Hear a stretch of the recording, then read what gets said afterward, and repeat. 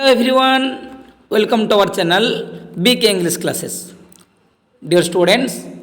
today in this video we are going to learn how to write a leave application to headmaster, headmistress or principal for remaining periods. So let's get started. Question रही tomorrow. Write an application to your headmaster asking his permission to leave school earlier on account of sudden illness. तुमे school को आसछ एवं तापरे हठात तुमे असुस्थता अनुभव करछो सेहि पई तुमे तुम हेडमास्टर पाकू बा हेडमिस्ट्रेस पाकू छुट्टी पई दरखास्त लेखे पई चाहूछो तो तार रीजन जेहेतु अलग अलग रही हठात कि क्या ज्वर आसी पारे कार मुंड जंत्रणा हो पारे कार दांत जंत्रणा हो पारे क्या पेट जंत्रणा हो पारे तो विभिन्न प्रकार कारण पई आमे सडन इलनेस कारण रो छुट्टी दरखास्त लिखू आउ यही दरखास्त पिलामानंकु बहुत समय लिखा पड़े रिमेनिंग पीरियड पई तो आमे जानिबा से रिमेनिंग पीरियड रो एप्लिकेशन को आमे किभଳି भाबरे लिखिबा बहुत सहज भाबरे एवं बहुत छोट केमती आमे सुंदर भाबरे लिखि परिबा ताको आमे जानिबा। तो प्रथम कथा होची छुआ हमको लिखिया पई पड़िबो टू द हेडमास्टर आमे काहाकू दउछ एप्लिकेशन हेडमास्टर को तो आमे लिखिबा कोन टू द हेडमास्टर जदि आमे मेल टीचर जे कि हमर हेड तांको लिखिया पई चाहूछु तबे हेडमास्टर लिखिबा जदि फीमेल टीचर बा जे हमर मुख्य अछंती तांको जदि आमे लिखिया पई चाहूछु तबे आमे हेडमिस्ट्रेस लिखिबा। पिला माने ध्यान दबो हेडमास्टर एवं हेडमिस्ट्रेस एमाने होचंती गोटे गोटे वर्ड हेड मास्टर ए भଳି भाବରେ तुम लिखिबो नाही आमे कोन करू हेडमास्टर ए भଳି भाବରେ लिखू हेड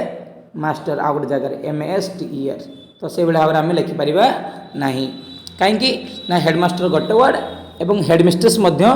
गोटे वर्ड। तो हेडमास्टर और हेडमिस्ट्रेस लिख सारा पर आम कौन करवा ना स्कूल रो नाम को लिखा स्कूल रो नाम को लिखा स्कूल रो नाम लिखि सारा पर आम कौन लिखा स्कूल रो एड्रेस लिखा स्कूल रो एड्रेस जमी मुझे लिखी बालेश्वर जिला स्कूल देन एड्रेस ताले फास्ट कौन लिखो स्कूल रो नाम सेकेंड कौन लिखो स्कूल रो एड्रेस ठीक अच्छे तापर आम कौन लिखा डेट डेट को आम मेंशन करवा जमी मुझे लिखी 2 मार्च 2023 डेट आउ सब्जेक्ट लिखला पर देख मु तुमको कॉलन मार्क देछि कॉलन पंक्चुएशन मार्क जो रही तो पिला माने कौन करती डेट सब्जेक्ट लिखिदेला पर एरो मार्क नहले इक्वल टू मार्क नहले ब्रैकेट ये भाव में सिंबल दे दियंती तार सठिक तरीका बा ठीक वे होची आमे डेट आउ सब्जेक्ट लिखला पर कौन करवा यही मार्क को दबा जहाँ को आम कॉलन बोली कहू दुईट डट ताको आम कौन कहू कॉलन बोली कहू तो यही मार्क को आमको दवाई पड़ो यहाँ हूँ पंक्चुएशन मार्क यही कॉलन पंक्चुएशन मार्क को आमको डेट आउ सब्जेक्ट पर एमती लिखापी पड़ो तो तेणु आम डेट लिखि सारा पर कौन लिखा सब्जेक्ट सब्जेक्ट कौन रही application for leave for the remaining periods आम चाहूँ रिमेनिंग पीरियड्स रु जो जी दरखास्त दूसरी से कौन चाहूँगी रिमेनिंग पीरियड्स छुट्टी नवा जो बड़का पीरियड रही से बड़का पीरियड मु क्लास रे बसिया असमर्थ से छुट्टी नापी चाहूँगी तो लिखिदे पार आराम से application for leave for the remaining periods. Next आम जा डियर सार और मैडम आम कौन कर संबोधन करवा रेस्पेक्टेड सार बा मैडम लिखिपर जब आम हेडमास्टर पाक लिखुचु तेबे सार लिखा जदि हेडमिस्ट्रेस तेबे आम मैडम लिखा से जिन तुम ध्यान देव ना जहाँ लिखी तुम ताकू खातार से लिखिदेव तेणु से भाया नक तुम कौन कर ध्यान देव हेडमास्टर होते सार लिख और हेडमिस्ट्रेस होते मैडम लिख तापर कौन लिख with due respect and humble submission I beg to state that after reaching school I am feeling a bad headache with due respect and humble submission ता माने कौन विहित सम्मान एवं विनम्रतार सह मु जणाइपा चाहूँगी जे स्कूल पहुँचला पर after reaching school I am feeling a bad headache मु मुंड जंत्रणार शिकार होउछि बा मते मुंड जंत्रणा होउछि व्हिच इज इरिटेटिंग मी जोटा कि मते विरक्त करूछि बा मो मनरे क्रोध जात करूछि for this reason I am quite unable to stay and continue the remaining classes तेणु यही कारण पाई मु बाकी रही क्लासेस गुड़ी को कंटिन्यू करने असमर्थ एनी लंगर कौन सी मत मु आउ अधिक समय धरिकी क्लास रे बसी पारिबे नाही अदरवाइज तुम लिखिपर for which it is impossible to sit in the class और तुम लिखिपर for which I am unable to sit in the class और तुम लिखिपर it is not possible to sit in the class for me now एबे मो पाई एटा संभव नुह क्लास रे बस रहबा तापर कोन लिखिबो now I have no interest in my lessons and classroom instruction एबे मते क्लास रे बसिबा पाई एवं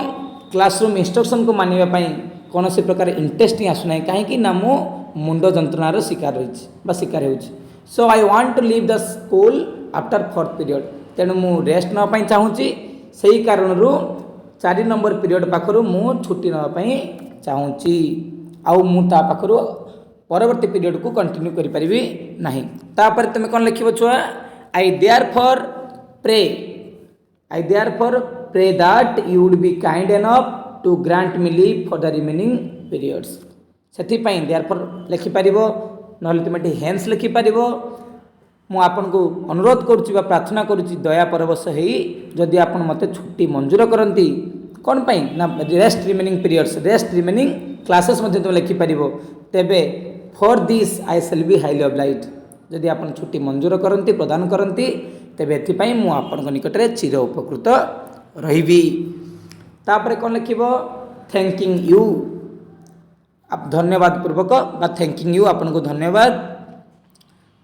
शेष आम कौन लिखा योर्स ओबीडिएंटली ए जगह आम लिखिपर योर्स फेथफुली योर्स सिंसियरली आम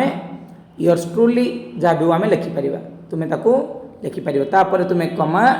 दब कमा दे सारा आम कौन लिखा name then class and section then roll number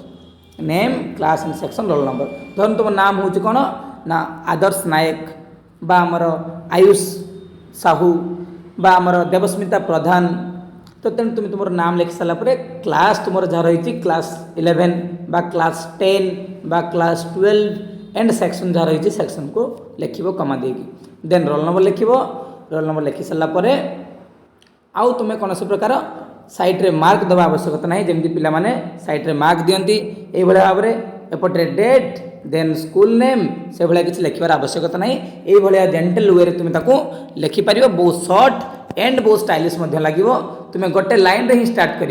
dear सार जो स्टार्ट होती विथ ड्यू रेस्पेक्ट से जगार ही स्टार्ट होती गोटे लाइन रू लेफ्ट साइड गोटे लाइन ही तुम्हें लिख किंतु जो रिजन मुझे बेड हेडेक तुम्हें चाहिए से रिजन रे I am suffering from fever लिखिपर I am suffering from toothache लिखिपर दांत जंत्रणा होची पेट जंत्रणा होची तुम्हें जेकोसी रिजन तुम्हें से लिखिपर तो पिलामाने ये थिला कंप्लीट फॉर्मेट आउ गोटे सैंपल तुमपाई कई भाव में तुम रिमेनिंग पीरियड एप्लिकेशन को लिख हेडमास्टर पाखु हेडमिस्ट्रेस पाखु जदि तुम मैंने ये वीडियो तुम हेल्पफुल होती तुमको हेल्पफुल लगुच तुम सांग मान शेयर कर सब्सक्राइब कर एवं कमेंट कर जे तुमको कौन एप्लिकेशन और एसे तुमको वीडियो दरकार thank you thanks for watching.